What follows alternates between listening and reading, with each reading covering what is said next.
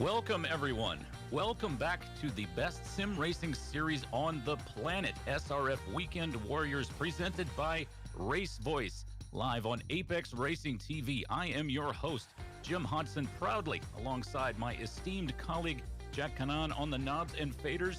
It is none other than the production drop bear himself, Jonathan Johnny Grabowski, Johnny Grabs. Today, we come to you from perhaps the most challenging circuit in the world, Mount Panorama. Long drafting straights on one end, and on the other, cars will do the equivalent of driving up a set of apartment stairs, across a clothesline, and then off a cliff. Jack, first of all, hang on. And second, what is this going to be like? Was that an attempt at an Irish accent, Jim? Yeah, mate. No! Well, it's very hard for me to do my... It's hard for me to do my Australian accent without using colorful words, so I'll just stop. Sorry. Yeah, no, go back to the circuit, yeah. Yeah, Bathurst, I mean, this is a driver's circuit. It's so much fun. Now, from our previous experiences of driving here, it hasn't ended well back in the 12 hours. I think we both ended up crashing out in various different... Yep.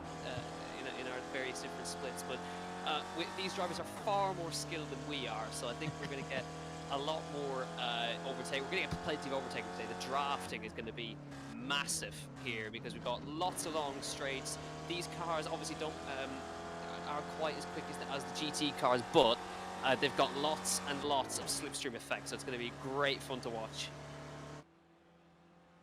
Yeah, we should see, we just heard some cars ping-ponging off of the walls, which I would like to have a laugh about that, except that is precisely what would be happening to me if I were in this race today. And in fact, it is what happened to me when I raced here in the 12-hour, much to my great shame. And speaking of shame, Thomas Renders spinning out there on the latter half of the circuit. Well, guys, I just want to say thank you so much for joining us, of course, and thank you additionally to RaceVoice, who are proud to be the exclusive sponsor of the Weekend Warrior Spec Racer Ford Racing Series. You can take your driving to the next level, or in my case, any level at all, with on-track audible performance alerts with RaceVoice and RaceVoiceSIM. You can hear stuff like miles per hour, your turn entry and exit speeds, upshift alerts, and other performance metrics which are selected and configured by you. Go faster with the speed of voice. Plus, Weekend Warriors get 50% off annual sim pricing using the promo code WW50. So check them out at www.racevoice.com. And I will say, Jack, that my Irish accent, or perhaps perhaps my Australian needs a little bit more work. I tried to learn a little bit of Irish Gaelic, and it's not easy. As somebody who learned Gaelic, I can feel your pain. It's not easy at all.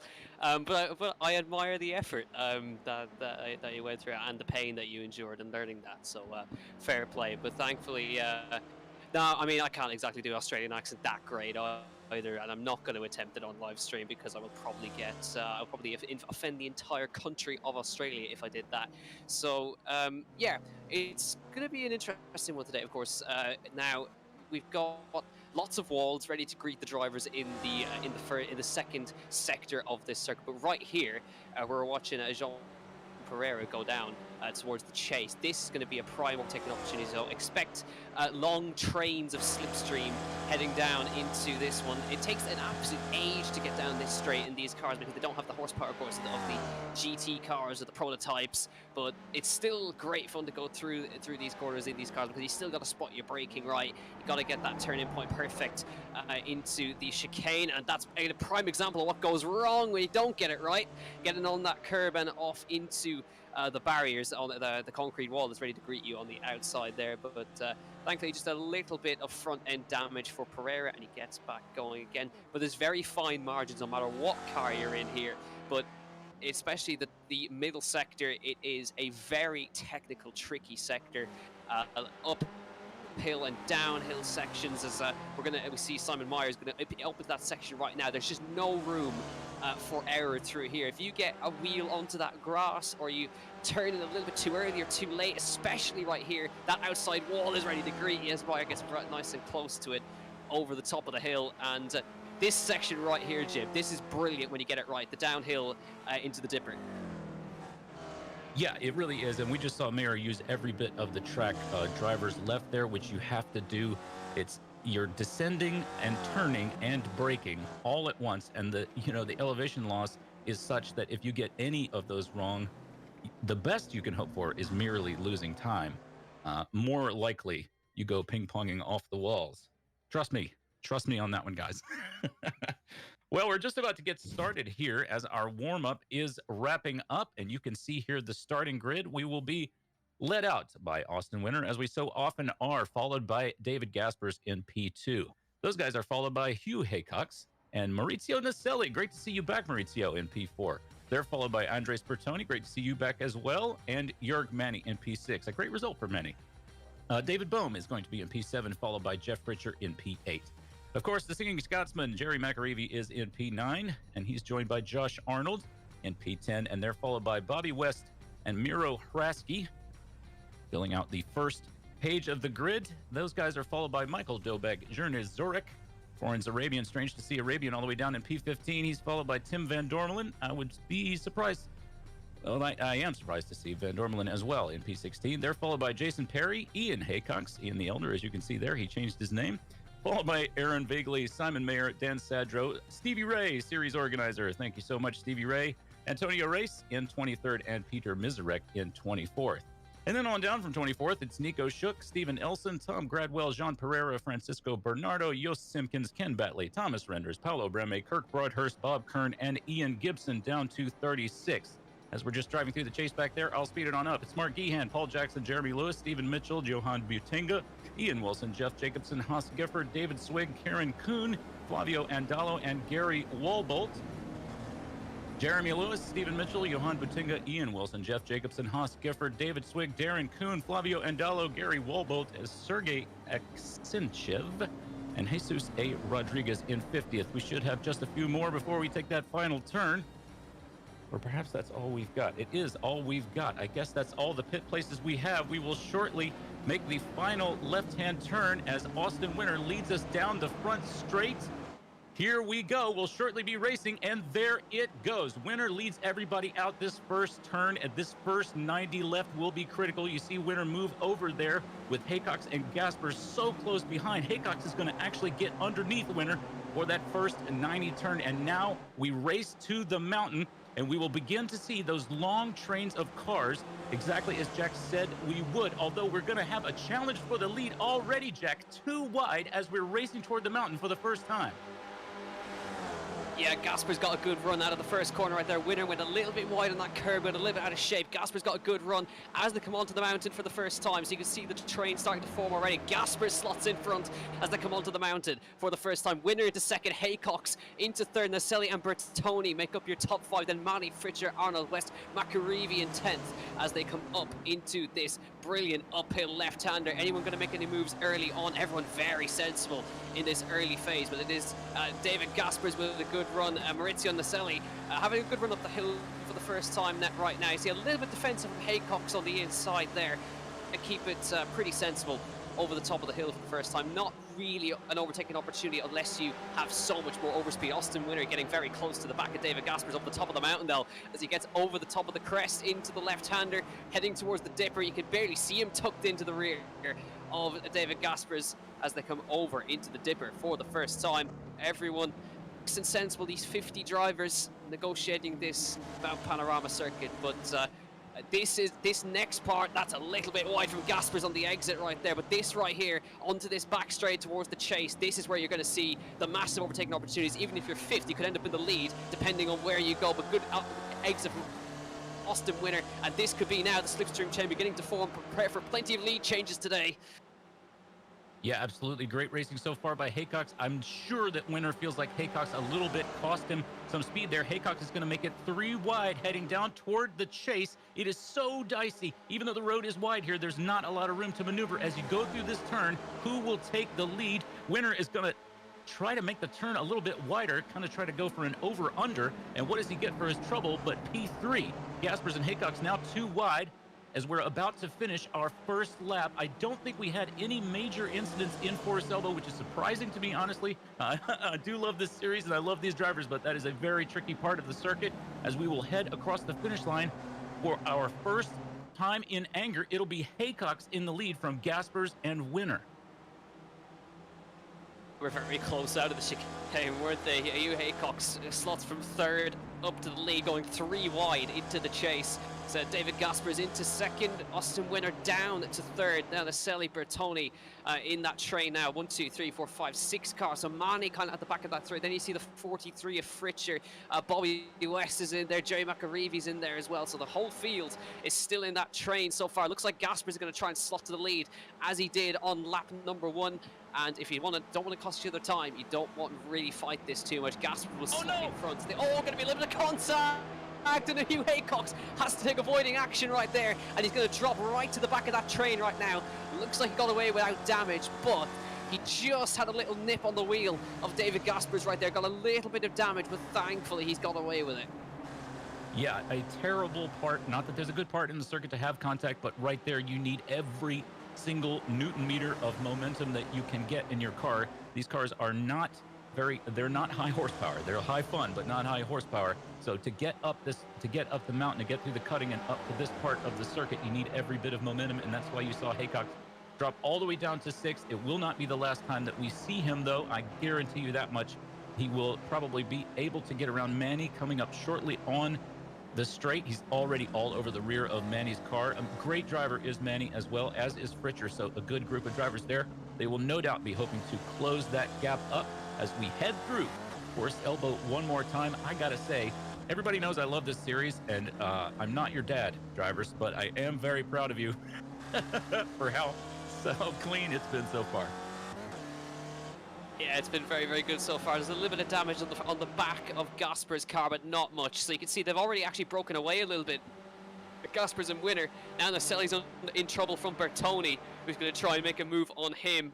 But you can see now the slipstream effect for the leaders as well. David Gaspers in front of Austin Winner. Now you can see, look at his bump drafting down towards the chase. Look at that, into the chase. Not going for a move there, Bertoni, but he's going to go for it into the chicane, maybe. No, backs out of it right there. Almost get rear-ended by Manny. Haycock has to check up as well as they enter through the chicane. So still, these guys absolutely nose to tail. I was sensing that there was going to be a bit of bump drafting going on in the early phase of the race right there, and doesn't want to go for an overtake because it would cost them too much momentum. So just keep it going.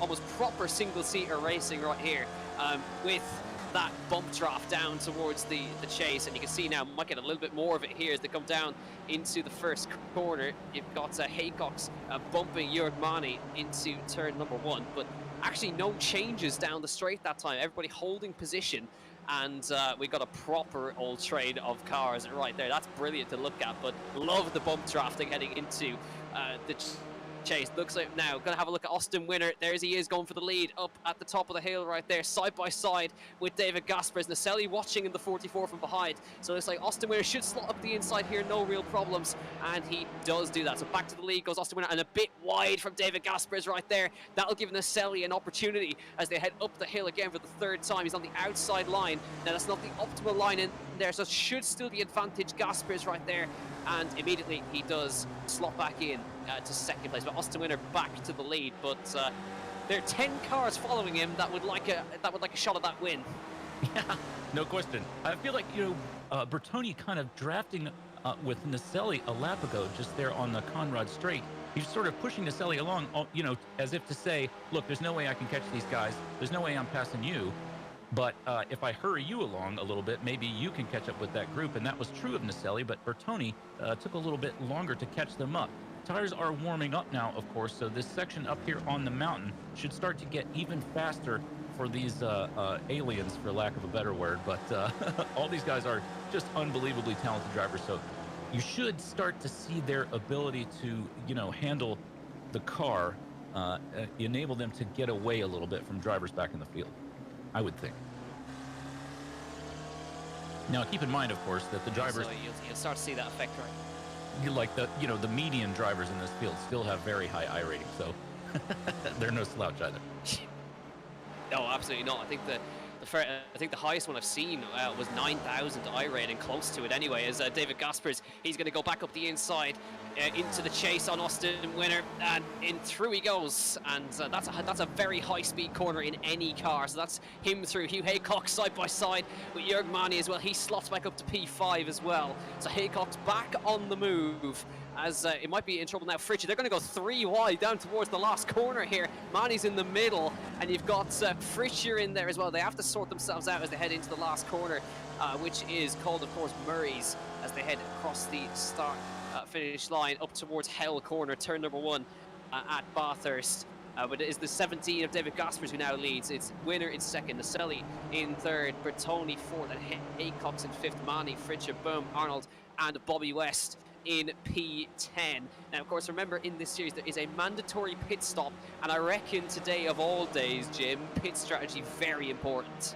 Oh boy, yeah, absolutely. Not, we say that every race though. It's a critical part of the series, and one of the things that we love so much about it. But yeah, there's Bohm having a little look at Fritchie as they head toward the mountain, and it looked like that might have been Arabian having a look at West, perhaps in the rear. Quickly, I want to take a look at the season standings so far. Johnny Grabs, if you don't mind, we'll take a look at Spec 1 first, just to have a quick look at this as the race begins to develop. As you can see, Austin Winner is in the lead of Spec 1, followed by Andres Bertoni and Foreign's Arabian in third. They're followed by Hugh Haycox and Bobby West on down to fifth. It looks more or less like the the lead of the train here. Looking at Spec 2, which are cars whose numbers, and we'll get to them in just a moment, we'll do a roundup of the current standings in Spec 2, but they are cars whose numbers are over 200 on track. So Simon Mayer currently in the lead of the Spec 2 standings, followed by Jean Pereira and Nico Shook, tied with Pereira for second on down to fourth, Ian Gibson. Surprising to me that Jean Pereira isn't higher since he's had so many wins, but there's no replacement for sort of consistency. I think that has been Mayer's key so far. Plenty of the season left to go. And last, but far from least, the Masters standings. These are the drivers whom will need a nap after the race. I think Haycox just got into the wall a little bit there at Forest, unless I'm mistaken. His car looking very much the worse for wear. But anyway, the Masters, these are the guys who bring a hammock and have a nap during their pit stop. It's Kenneth Batley, followed by Antonio Race and Michael Shaw down in third in the Masters. And of course, I'm a master myself, so I feel fine making fun of the old guys, being an old guy myself. Jack. Absolutely, not all at all, Jim. Don't put yourself down. Oh, no, yeah, Hugh Haycox, you are right. You are right. Hugh Haycox did get into the wall on the exit of Forest Elbow, and that is that damage that you see on the right-hand side, and that will affect the straight line speed just a little bit. We also saw Austin Winner slot back into the lead as they came into the chase. So Austin Winner now leads again ahead of David Gaspers and Naselli. So we got that is a big crash behind. Arnold's around the last corner, and that, I think, is what the smoke we just saw. I think everyone's managed to avoid him, guys. Oh no, Elson got into him there. Keep it simple. One has to avoid on the grass right there. Oh, there's one collected. 2, 3 involved. It's just, there's just not much he could do there. Place for Josh Arnold to go off. He's just facing sideways across the road right there. And unfortunately, the 56 of Elson getting caught up in it. Yeah.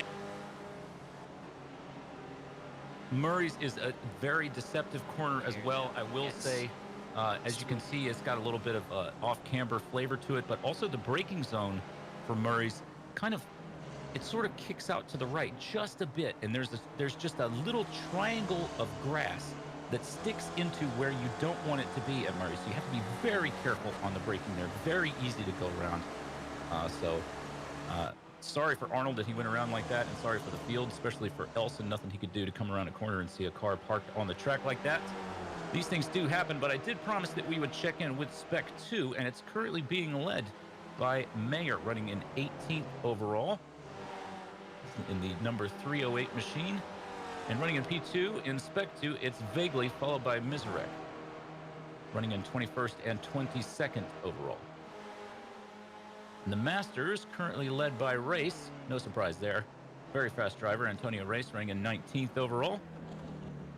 And let's see, whoever is off the numbers. I think Batley is maybe running in second in the Masters, followed by Gehan, unless I'm mistaken. So yeah, lots going on. We're only 12 minutes into this race. It feels like it just started 2 seconds ago. Unbelievable. Of course, they are pretty long laps, so only 5 laps into the race, Jack. Wow, there's Naselli making a big move for P2, getting around Winner. I apologize. I handed it over to you and then started talking again. So, more than okay. Naselli making the big moves. Austin Winner kind of falling down a little bit now, back to P3, but I'm sure he's got his thinking cap on as Haycock's pits now. Hugh Haycock's into the pit lane as well, as we also saw Ian Haycock's unfortunately go into the wall just a moment ago. At the top of the hill, unfortunately, had a big off, and I actually think that's him back in the pit lane at the moment, which is really unfortunate for him. So both Haycocks is in the pit lane at the moment, but it is David Gaspard leads Naselli in second, Winner in third, Bertoni and Mani are your top 5, but these guys completely nose to tail, inseparable at the moment. David Gaspard still hanging on, but Naselli looks like he wants to go for it this time on the inside in the 44. Austin Winner will be smart now. He'll try to follow him through on the inside line because the gap has been made, but Naselli now takes the lead, and Austin Winner has the smart thinking cap on, follows him straight, so he might get the both of them as they come up the hill now, trying to use the non-existent power of the spec racer up the hill, but Naselli leads in front of Austin Winner right now, but that was perfect drive from Austin Winner. He followed Naselli through as the gap was made, and that is crucial when you're dealing with momentum type racing right here. Yeah, absolutely. Great move by Winner. Great moves on all these drivers' part. I'm pleased to see Bertoni still hanging on in P4. At the start of the race, he looked like he was a little bit, it seemed like he might drop off that lead train. I'm so excited to see him still hanging on. Not as excited to see Haycock's have the issues that he's had so far. These things, do happen. Of course, I wonder if he'll be able to make it to the end of the race, stopping now and just taking on a ton of fuel. It's possible, I think. Would be possible, yeah. Hopefully he's got his clutch mapped so he can do a bit of fuel saving if he wants to do that using the endurance racing strategy. I think it would be possible. You just have to do a lot of fuel saving towards the end of the race, but I'm sure he'll give it a good go at the very least for Haycock's. But it's unfortunate that he's dropped down. Yeah, great to see Manny and Bohm now attaching themselves to this train. And it's one of the things that's so great about this series is there, as I've said, so many fast drivers, so many good drivers behind the wheel in this series that you can get big trains like this. And these big, this is 6 guys who could very easily duke it out with one another all race long and challenge for the win.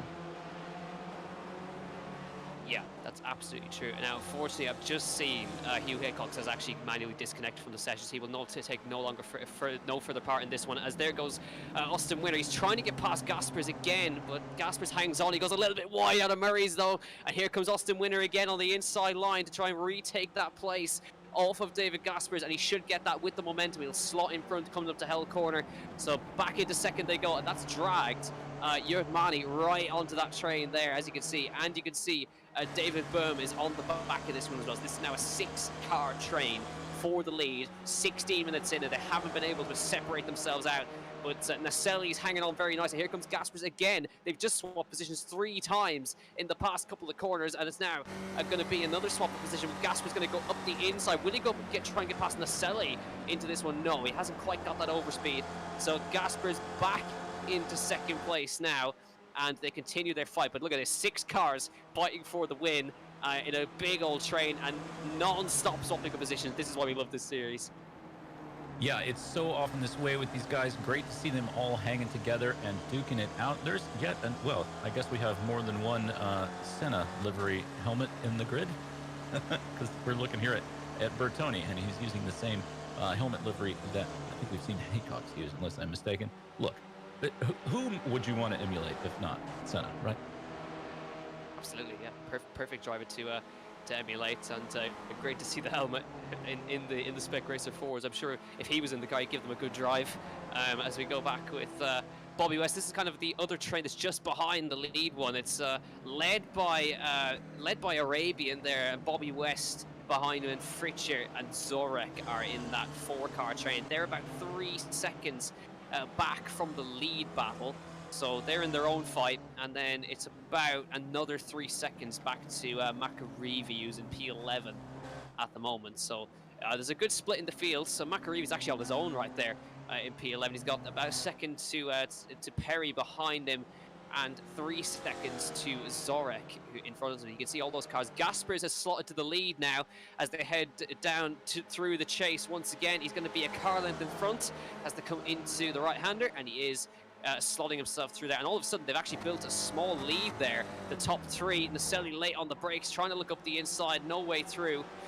Bertoni's having a bit of bother with Jörg Mani and David Boom right behind. Austin Winner looks like he wants to get past Naselli down into Hell Corner. There was a little bit of damage on Mani's car. Actually, he's peeling into the pit lane now to get that repaired on the right-hand side of the car. And I reckon he's done the same thing that Haycock's did and rubbed that wall in Forrest's elbow and broken that right-hand side of the car. But it's Gaspers back in the lead, Naselli second, and Austin Winner into third. But these guys have now built a tiny gap over to Bertoni. It's not much, but I'm sure Bertoni won't take long to get back up. And you can actually see Arabian and those guys are getting closer and closer each lap.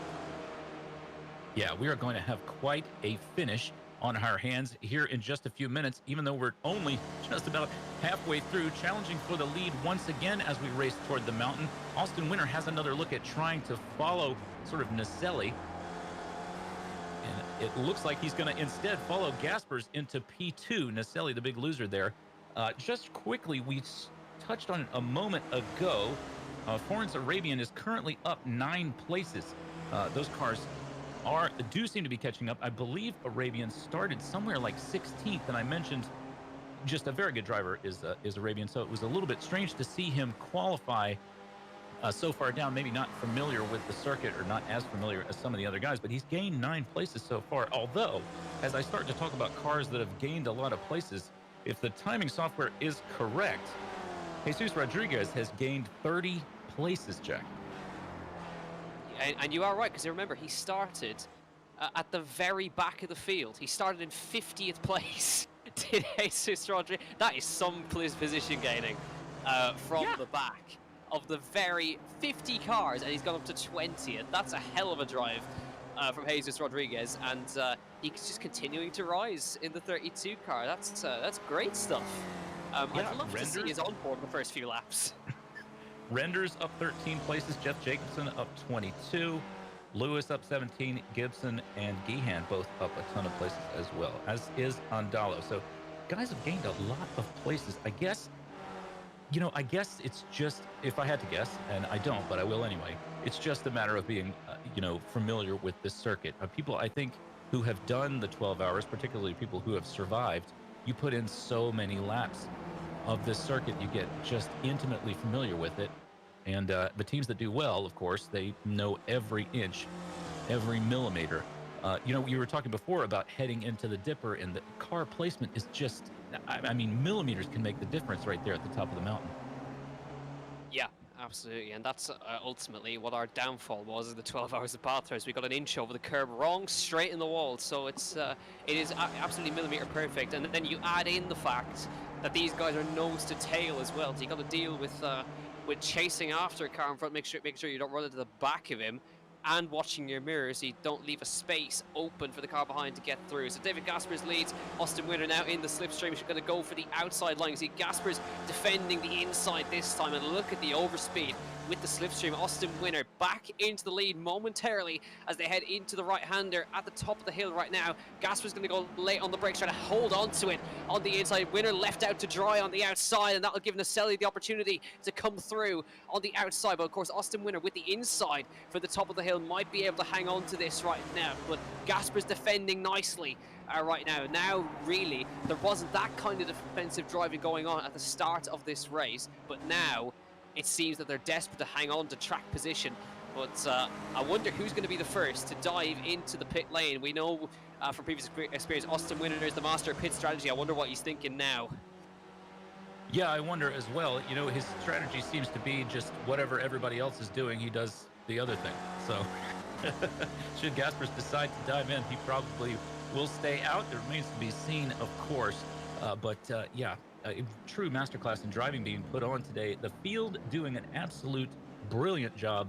You know, I was expecting, honestly, as much as I love this series and love these drivers, just incidents here and there, particularly in Forest Elbow and the Dipper as well. But was expecting to see a lot more sort of. Well, I was expecting a feeling of taking the cars up in both hands and then putting them into a blender, Jack.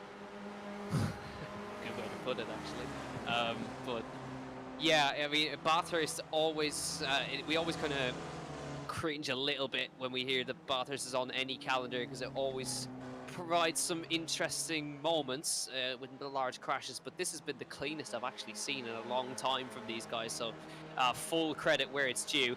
As they now swap position, of course, Bobby West losing position to Fritcher, and Austin Winner back to the lead at the same time. He's got in front of David Gaspers. They've swapped positions in the chase again. So Austin Winner 33 back to the lead. Now is Gaspers going to dive in? And he is going to dive in. So it's Gaspers who makes the first dive into pit lane, and that might have been because he got passed by Austin Winner, that he's got the free rein to choose when to go in. So David Gaspers is the first man out of the lead train to dive into the pits. The other guys carry on now. It's all in the hands of Austin Winner. I'm sure he's going to respond pretty shortly to that dive from David Gaspers, and he's also not going to want to lose time battling with the rest of the guys behind. But these guys will also be thinking about that as well, because battling will cost you precious time. Naselli getting closer and closer to Austin Winner now up to the top of the hill. Is he going to go for the overtake? I don't think so. He's actually backed out of it, and I think they're already thinking about the pit stops, not battling. They need to make sure they don't lose any time battling, because you could come out in big trouble. You could come out behind the guy you were battling. So David Gasper is kind of in the boxy right now to try and close these guys up. These guys now are the ones that are going to have to respond to him. And speaking of which, let's take a quick look at that second group. You mentioned them a little bit before. It's led by this man, Arabian, followed by Fritcher, Zorek, and West. West seemed like he might be dropping off the group just a little bit. But Arabian, as we said, he's clawed himself up a ton of spaces, running in 5th overall at the moment, with Fritcher all over the rear of his car. If I'm Fritcher here, Jack, I think I just hang on to Arabian, because I know how often he runs at the front, and maybe he can pull me all the way up to these guys. Although Fritcher running in 6th overall, so he's got nothing to complain about. Yeah, I think you're right there. The Arabians has slowly clawed in the gap to David Boom up ahead in P4. He's kind of fallen off the train a little bit, but that gap's coming down by a few tenths a lap there. So there are gains being made, but oh dear, crash to the wall from Jerne Zorek there.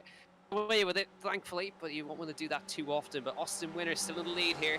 Naselli still keeping behind them as they come up under the bridge towards the chase. Will he go for the overtake now, or will he do some bump drop? He's going to go for the overtake on the inside. Naselli going to retake that lead here at Bathurst. Austin Winner's going to just hand him the position there, not going to fight it. That will cost them time into the braking zone for the left-hander, and they do get it stopped. By the way, Florence Arabian dropping back behind Zorek, who just rubbed the wall, so he's got up to P5. That hasn't stopped them at all, has it? Up to P5 in the 82 car. Gets away with it now, and in comes Naselli. So Austin Winner carries on, and he will get free air now to get a push on. But it's going to be interesting to see now where Naselli comes out in relation to the rest. He came pretty close to a fastest lap on that time, going past the pit straight. But Austin Winner now with some free air can try and push up and try and get the overlap. It's going to be interesting now where does Naselli come out relative to David Gaspers. It's going to be pretty close between them. There were nose to tail going in, remember. So we'll see who's made the gains. Will the undercut work or the overcut work? Here comes Gaspers now down the pit straight. And we're looking for Naselli. He's on the pit exit now on his way out. This is going to be very close. Naselli's there on the left-hand side, and he has come out in front of Gaspers, where Gaspers will have the momentum, remember, as they head up towards the right-hander. But actually, the gap is just about a second. So Naselli's made the overcut work. That will play very well into the hands of Austin Winner. Yeah, unbelievable the size of this track, and you really see it in the fact that the leaders have not yet caught any of the cars that are on down the grid. They should catch them shortly, and we're just seeing some of the lead drivers being mixed in with traffic behind. We saw Naselli and Zorek just coming out of the pits there. and being sort of stuck into some other cars. But the front of the train has not caught the tail yet. Normally by this, we're over halfway through the race, I'm sad to say, but normally by this point, the leaders are starting to catch up to some of the back markers and having to deal with traffic. But this circus is just so big that's not yet been the case. But yeah, this pit strategy is really going to be interesting to see how it plays out. I wouldn't be surprised, Jack, to see winner dip in this time. But yet again, I just want to say, great drive today by Bertoni. Now got himself into P2 with Bohm just behind. Bertoni really mixing it up with the big boys. Certainly is, yeah, and he's keeping Austin Winner honest right now as they head down to the chase. He's got the slipstream, and the slipstream is very powerful in these cars. So I'd expect these guys to peel into pit lane right now, and then there's a gap of about a couple of tenths between Naselli and Gaspers. These guys will somehow slot in between them. It'll be very close, but they will. In through the chase they go. Bertoni has a little look, David Bohm has a little look, but no moves on. Expect these guys to peel into pit lane right now with just about 12 minutes to go. Here they will come down towards the straight now. You can see Austin Winner keeping left, and they're going to peel into pit lane now. Though Bertoni doesn't go with him, so he wanted to see whether he was committed or was going to be a dummy from Winner. And Bertoni is going to carry on and lead this race. Then Austin Winner responding to David Gaspers and Naselli. So Bertoni and Bohm are your leaders. Foreign Arabian has carried on as well. Fritcher and Macarivi have pitted, but Foreign Arabian deciding to carry on in this race. Very intriguing stuff what's going on here. But now we watch to see where does Austin Winner come out relative to David Gaspers and Naselli. It's going to be very tight. Here is Gaspers, who's in front of Naselli. Gaspers passed him on the straight, so David Gaspers back in front. Has that cost them time, is the question. Down towards the first corner, Gaspers with the fastest lap of the race on that time by. Austin Winner on the pit exit now. Gaspers around the left-hander. This is going to be super tight between these guys. Here comes Gaspers. Here comes Naselli on the way through, but Austin Winner is in front. But the momentum, of course, these guys will catch up to, but Austin Winner with track position, that is the key. The overcut is working, and I think that might have been why Bertoni has stayed out. That might have been a great call from Bertoni this time. Yeah, well, like I said, a great drive, and currently leading the race. I think we all take our hats off to him for a great drive so far. No slouch either is Bohm, having a great drive today. Everybody really putting on a great show. But yeah, the last three of us have not yet pitted. It's Bertoni, Bohm, and Arabian in terms of the front of the field. A few drivers on back. Jackson just dropping in now, as is Swig. Gibson dipping into the pits. So the entire field will shortly have taken care of their necessary pit stop, except for Bertoni, Bohm, and Arabian currently running 1, 2, and 3. They will no doubt drop in this time. But as I say, great drive today from Bertoni and Bohm as well. And I would just dearly love for them, Jack, for them to have great luck with this sort of pit strategy shakeup and see them continuing to contest for the lead.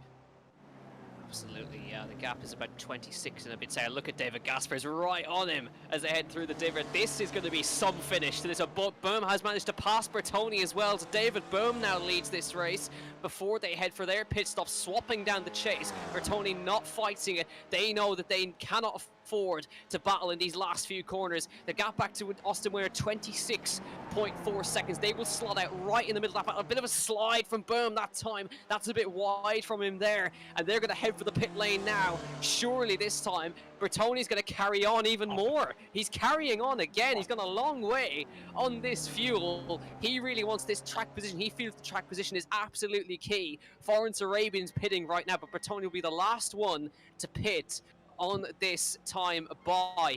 This will be his last chance to pit next time. There's only a few laps left in this race. He wants to try and open the gap as much as he can. David Gaspers in front of Austin Winner, swapping places with him down through the chase. But Jim, this is going to go right to the flag once again this week. Yes, as it does every week. It's what we love so much. Now listen, you might have watched a lesser race this morning known as Formula One. I did as well. Of course, I still love it. I don't know why. But this is real excitement, guys. We're talking about just these drivers challenge for the lead like this every week. So you can keep your Hamiltons and your Verstappens and your Bottas in that order this week and next, I'm sure, as well, as we see Zorek come onto the racing surface. And just behind, I believe that was Arabian coming out as well to join Zorek. It was indeed. But yes, we are going to see some absolute fireworks. There is Bertoni. He appears to still have fuel, Jack. That's good. Yeah, he must be running on fumes now, though. He's got to pit this next lap. But David Boom, by the way, he came out of the pit lane right on the tail of Naselli, so he's firmly in that lead battle as well. You see them peel out. There he is in the 122. That's the battle for the net race lead right there. David Gaspers leads. Austin Winter in second place, right to the wall there. And it's Maurizio Naselli in the 44 car, who now follows these guys up the top of the hill. This is going to be great. So the gap between Bertoni and Gaspers is coming down. So I reckon Bertoni's not going to be out in front of them, but he will be right in it when he comes out of the pit lane. But it also means he has to take on less fuel for the rest of this race as well. So this could be a great call. He'll have a quicker pit stop than the rest of the guys did. And will that pay off? This is very intriguing to watch as they head down through the dipper. There's only a few laps left in this one. These guys, the lap around this time for these guys is a 2.5 minute lap. So we haven't got long left in this race for these guys. David Gaspers at the head of the net race lead battle. Austin Winter, I'm sure, will probably slot in front of him down through the chase this time. Boom dropping back a little bit now, not able to keep up the pace of these guys at the moment. But surely this time we're going to see Bertoni come into the pits this time and see where this is going to leave the lead battle. There he is into the pit lane. He'll have to take on basically barely any fuel, but he could very well have made a great strategy call here. I will be so pleased if this works out for Bertoni. I love all the drivers, of course, but he will be absolutely beating Austin Winter at his own game if he manages to win on driver skill, but also pit strategy. We'll see how this happens. It's all going to develop now as we see our lead drivers just coming to make that first of the squared off left-hand corners. Murray's, as you say, they'll come down the straight. Oh, big slide from Winter and Winter into the wall. Unbelievable. Unbelievable at Murray's. We never see mistakes like that from Winter, and now Bohm will pass him as well. Winter all the way down to 5th. I'm seeing Bertoni there. He is coming out of the pits. I'm not sure he's going to be ahead of the leaders. Will Bertoni be? No, but he's going to join them. It is going to be very close, as you say. Comes out in more or less P2. The question is, will he be able to get up to speed fast enough? But Bertoni has played this like a flute, which is a saying that many Australian people say when they're calling races at Mount Panorama, Jack. That's the truth. Don't look it up. So there we see the leaders. Oh, we're just going to see a replay here. I assume this is Winter. Yes, indeed. Now look to the right-hand side. You'll see that little triangle of grass I was talking about there. But Winter just overcooked it into Murray's here. Got on the gas a little bit early into the wall. Oh. Wow. What drama. Like I said, you can keep your Formula One. Yeah, that was just sheer pressure. Look at this fight over the top of the hill as well. Naselli, Gaspers and Bertoni for the win. But don't count out Austin Winter. There's still 5 minutes left in this race. He will get up to the back of these guys, I am sure, in these last few laps. But they are nose to tail over the top of the hill. Oh, here at Bathurst. Once again, a fight to the win. Now, of course, Austin Winter is very lucky he didn't get more damage out of that one. He bounced off the barrier, thankfully enough, and has managed to carry on. But this is going to be some finish here at Bathurst. I'm not sure we're going to get the white flag next time, but we've at least got 2 laps left to run here at Bathurst. Now, a little bit of mistake from Naselli. He rubs the wall on the way out. That'll give Gaspers the opportunity he needs. And Austin Winter's closing up to Bertoni as well as they come over the crest, down the Conrad straight towards the chase. Sure, there's going to be Gaspers to the lead right now. He goes to the inside of Naselli. No way that Naselli can respond here. David Gaspers back to the lead of the SRF Weekend Warriors race at Bathurst.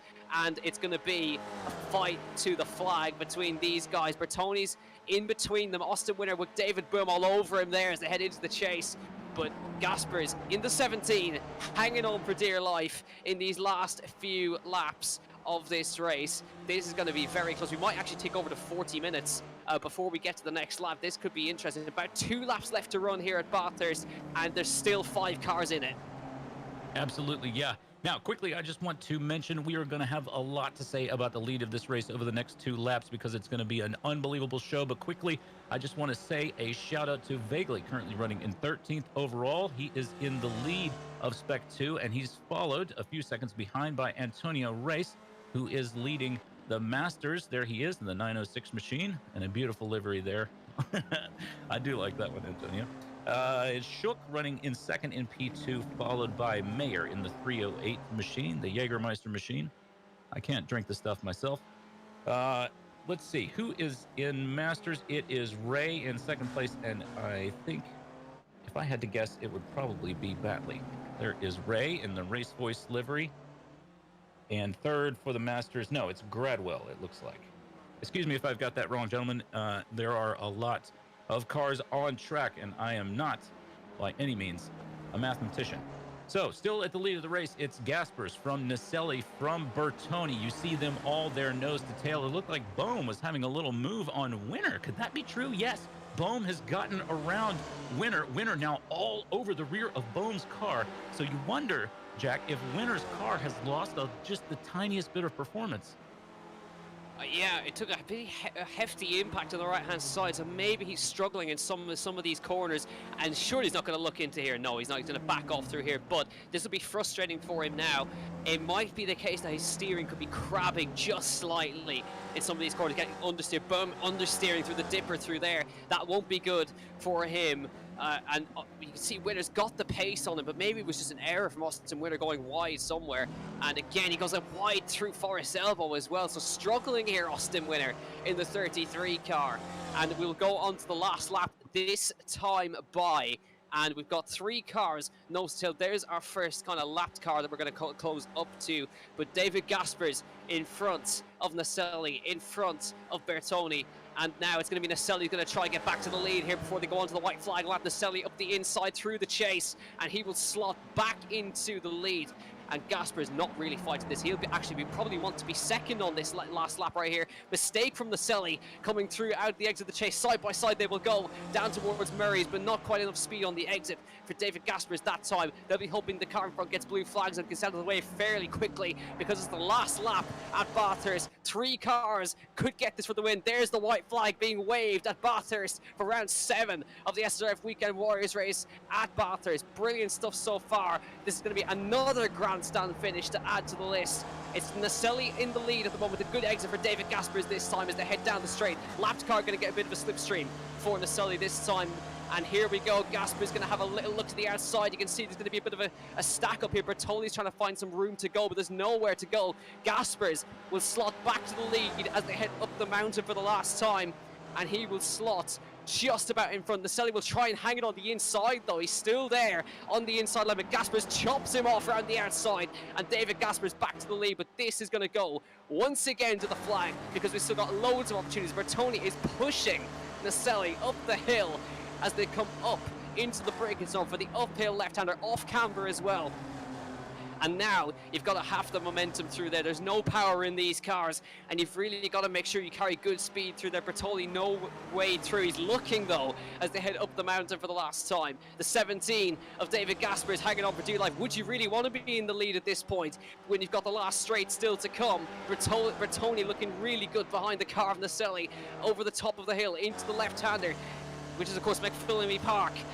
Through the left-hander, hops the curb a little bit, gets that nice and tidy through into the dipper underneath the bridge for the last time, gets it all nice and neat and tidy. David Gaspers through the right and into the left once again. It comes on top of you very quickly and down towards Forest Elbow. He's got a great exit down towards Forest Elbow. He's got to get this exit absolutely spot on, because this is the last overtaking opportunity for Naselli behind. Hang on to your hats. This is going to be a great finish. It's a good exit for David Gaspers. It could be actually that Naselli's in trouble from Bertoni. I think Gaspers might have done enough to hang on here as they head towards the chase, but it's going to be Bertoni versus Naselli for second place here. Here comes Bertoni on the inside as they head through the chase for the last time, but as well, you've got Naselli with the slipstream on the 17. Gaspers tries to defend. He goes to the inside to defend for Bertoni, who's got a double run around the outside of the chase on the last lap. Bertoni's got him all around the outside. Double overtake in the chase for Bertoni on the brakes in the 11. He goes a bit wide and they head towards Murray's for the last time.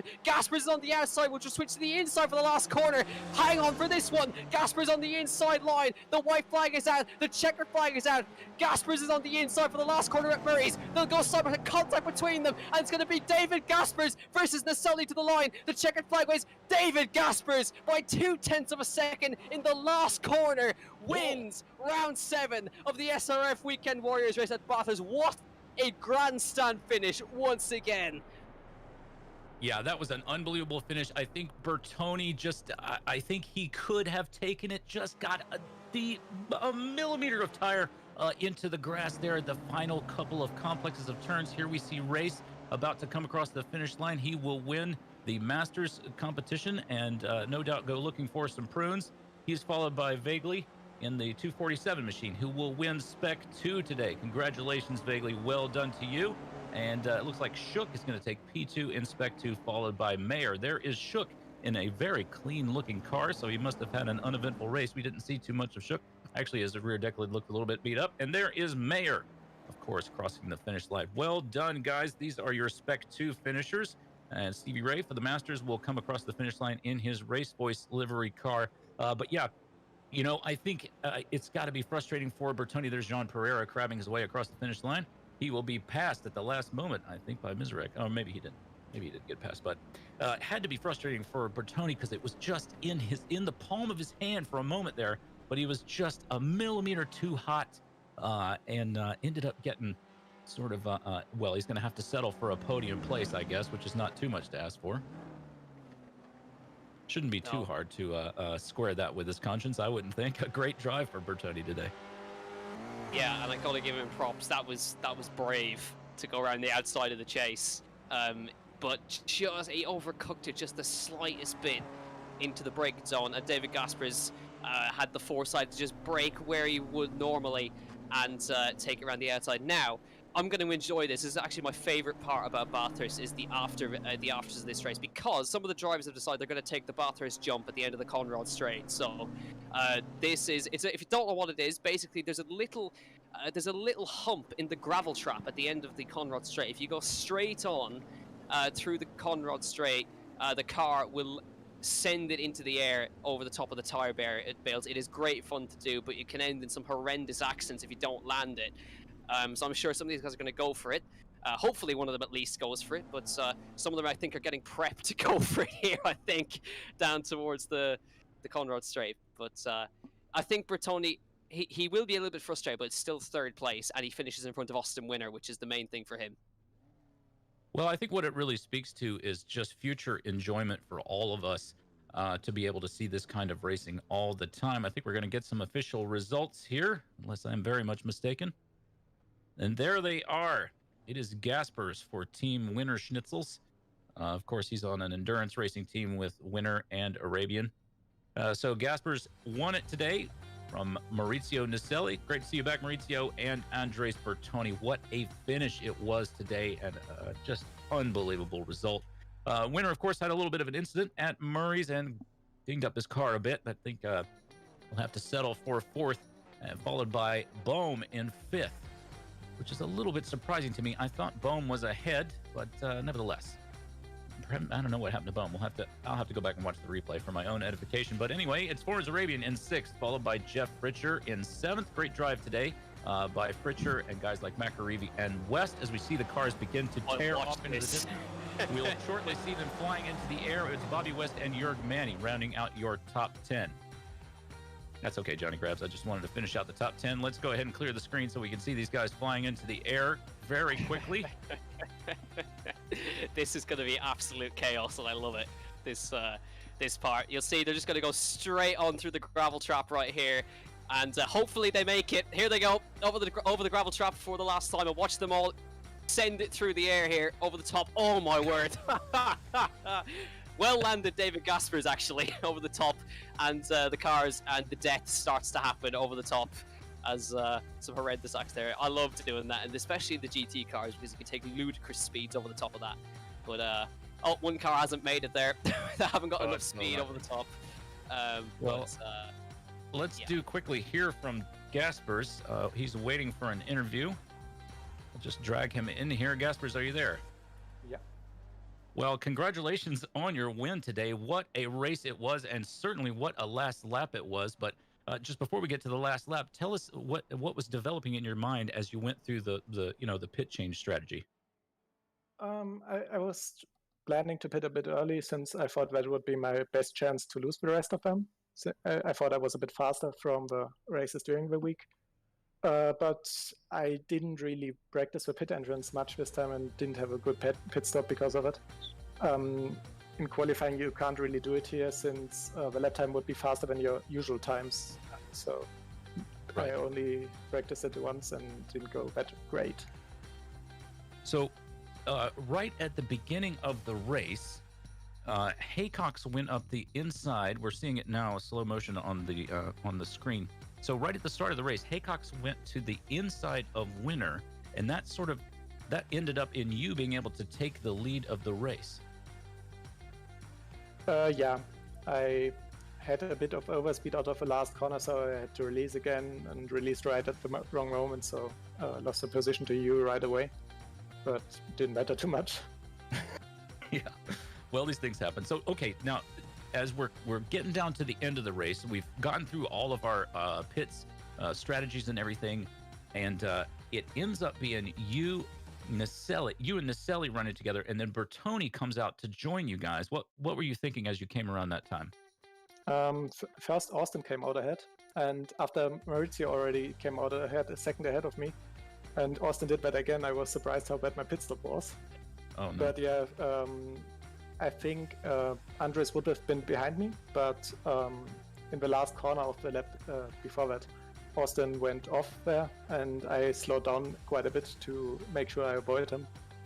But yeah, it didn't really matter. As long as you have the draft here, there's no possibility of getting away. Yeah, well, you guys have been known to get away on certain tracks, but as you say, I don't think this is the one. Well, it was an absolutely heart-stopping last couple of laps, although the whole race was just unbelievably exciting. So thank you. Just speaking as somebody who enjoyed the race, congratulations on your first place finish. Anything further to add? Not really. Thank you. Thank you. I appreciate it. Gaspers, thank you for stopping by to talk to us.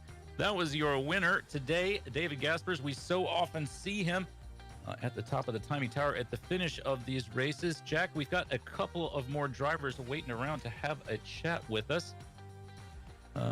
What if I drag Aaron Vaguely in here, and we'll, if you don't mind interviewing, having a little chat with Vaguely, and then I'll take the final one.